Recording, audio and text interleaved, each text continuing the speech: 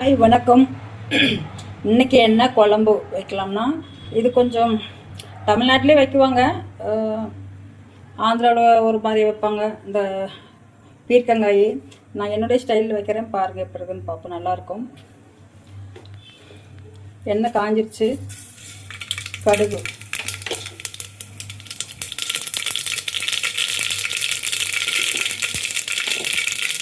கடுகு பொரிஞ்சதுக்கப்புறம் பச்சைக்கடலைப்பருப்பு, உளுந்தம்பருப்பு, 2 வரமிளகாய் அப்படியே கில்லாமல் முழுசாக போட்டிருக்கேன் நான்.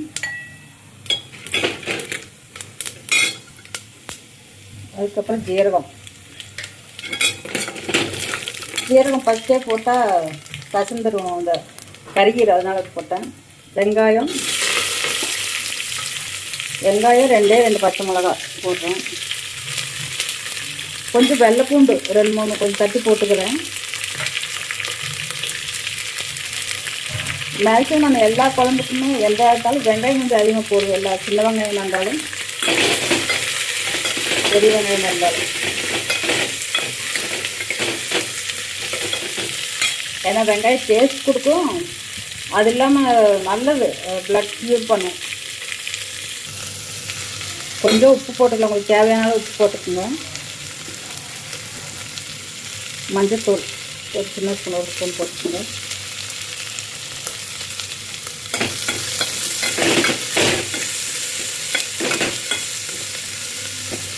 வேகிறப்பே உப்பு போட்டால் கொஞ்சம் இந்த வெங்காயம் சீக்கிரம் வதங்கிடும். அதுக்காக குழம்பு மிளகாத்தூள் 1 ஸ்பூன் போடுறேன். 1 ஸ்பூன் கம்மியாகவே இருக்குது. நான் மிளகாயெல்லாம் போட்டுக்க கொஞ்சம் காரம் இருக்கும். அதை வணங்கும் போதே ஏன் அப்படின்னா, அந்த எண்ணெய் இருக்கும்ல, அதில் கொஞ்சம் காரம் அதில் இதாக அடங்கிக்கும். இந்த வெங்காயத்திலே போட்டு வணக்கினீங்கன்னா அது ஒரு டேஸ்ட்டாக இருக்கும். இப்போ இந்த பீக்கங்காய் போட்டுக்கலாமா? கழுவி நீட்டாக கட் பண்ணி வச்சுருக்கிறேன், போட்டுக்குவோம். பீக்கங்காய் பச்சையாக கூட சாப்பிட்லாம், சுகருக்குலாம் ரொம்ப ரொம்ப நல்லது. நார்ச்சத்து நிறையா இருக்குது பீக்கங்காயில். நல்லா கிளறி விட்டுட்டேன், நல்லா கலந்துருக்குது. இது இப்போ கொஞ்சமாக தண்ணி ஊற்றி, ரொம்ப ஊற்றாமல் கொஞ்சம் ஊற்றி லைட்டாக அப்படியே வேக விட்டோம்னா திக்னஸ் வந்துடும். லாஸ்ட்டில் என்ன பண்ணலான்னு பார்க்கலாம். பீக்கங்காய் இதே தண்ணி இருக்குது நிறையா, சும்மா கொஞ்சமாக இவ்வளோ ஊற்றினாலே போதும்.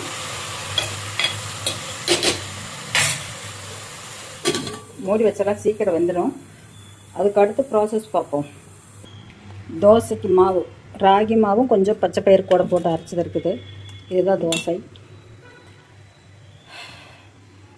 எங்கள் கிச்சன்ஸ் பாருங்கள் எப்படி இருக்குன்ட்டு. இதில் தோசை ஊற்றுறக்காக வச்சுருக்குறேன். ஆல்ரெடி எல்லாம் காமிச்சிருப்பேன். சின்னதான், இங்கே வந்து கிச்சன் வந்து ரொம்ப சின்னதாக தான் கொடுத்துருப்பாங்க. இந்த வீடு கட்டின அந்த இது வந்து சின்னதாக இருக்குது, அவ்வளோதான்.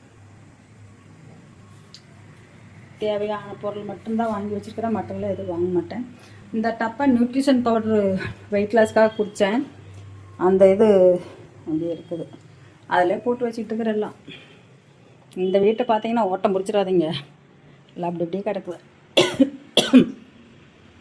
வாஷிங் மிஷினா பூனை குட்டிக்குனால நீ பண்ணுவேன் நீட்டாக. இந்த பெடிக்கரி போட்டு வச்சுருக்குது. இது சிக்கன், ஒரு குட்டிக்கு சிக்கன் தான் சாப்பிடும். பால், அதுக்கு 1 பாத்ரூம் 2 பாத்ரூம் போகிறதுக்கு இந்த மண் வந்து அமேசானில் ஆர்டர் பண்ணுவேன். 20 கிலோ வந்து 900 ரூபா 1000 ரூபா அப்படி வரும். எங்கள் ஃப்ரிட்ஜு, நிறைய பெட்ஷீட்டு அது இது கிடக்குது. இவ்வளோ தாங்க. என்னுடைய ட்ரெஸ்ஸு புடவெல்லாம் ரொம்ப கம்மி, ரொம்ப கம்மியாக இருக்கும், அதிகமாக இல்லை. இந்த ருத்ராட்ச மலை அதை போட்டுப்பாங்க, அது இப்போ கழட்டி வச்சா சரி கண்டுக்காமல் விட்டுருக்குது. கிரைண்டர், அல்ட்ரா கிரைண்டர், அது கொஞ்ச நாள் யூஸ் பண்ணிக்கிட்டு இருந்தேன். அதுக்கப்புறம் புளிச்ச மாவு அதிகமாக சாப்பிட வேண்டாம் அப்படின்னு டாக்டர் சொல்லியிருந்தாங்க. அதனால் அப்படியே விட்டாச்சு. இப்போ சமைக்கிறது இல்லை, சும்மா மாவு வேணும்னா அப்போதைக்கு வாங்கிக்கிறது. வேக்யூம் கிளீனர் இதில் தான் வீடு கூட்டுவேன். இதில் கூட்டினோம்னா ஒரு துளி சின்ன ஒரு தூசியாக இருந்தால் கூட அப்படியே வந்துட்டு நீட்டாக நல்லாயிருக்கும். இந்தா எங்கள் வாண்டுக்கு படுத்துருக்குதுல ஒரு வாண்டு, இங்கே அடுப்புக்கு அங்கே 2 வாண்டு இருக்க மாட்டேங்குது.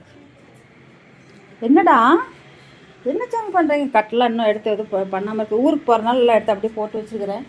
இந்த வரும் எங்கள் ஜும்பலுக்கு பம்பா அங்கே ஒருத்தி மேலே படுத்துருக்க பாருங்க. சாமி போட்டோ, ஏசி, அவ்வளோதான். வெளியில் போகிற கேட்டு சிவன் போட்டோ இருக்குது இங்கே. இவ்வளோ தாங்க எங்கள் வீடு. கேழ்வரகு மாவு, பச்சை பயிறு தோசை, 2 தோசை ஓகே போதும். குழம்பு வெந்துருச்சு, ஓரளவுக்கு நல்லா வெந்துருச்சு. இப்போ அதில் கொஞ்சம் பால் ஊற்றலாம்.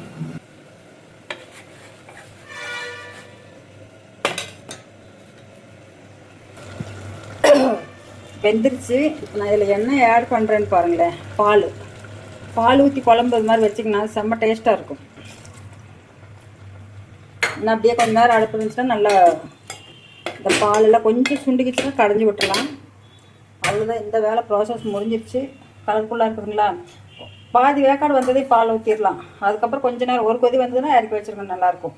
ரொம்ப நேரம் குழம்பு வேக விட்டாலும் அந்த விட்டமின்ஸ்லாம் போயிடும்.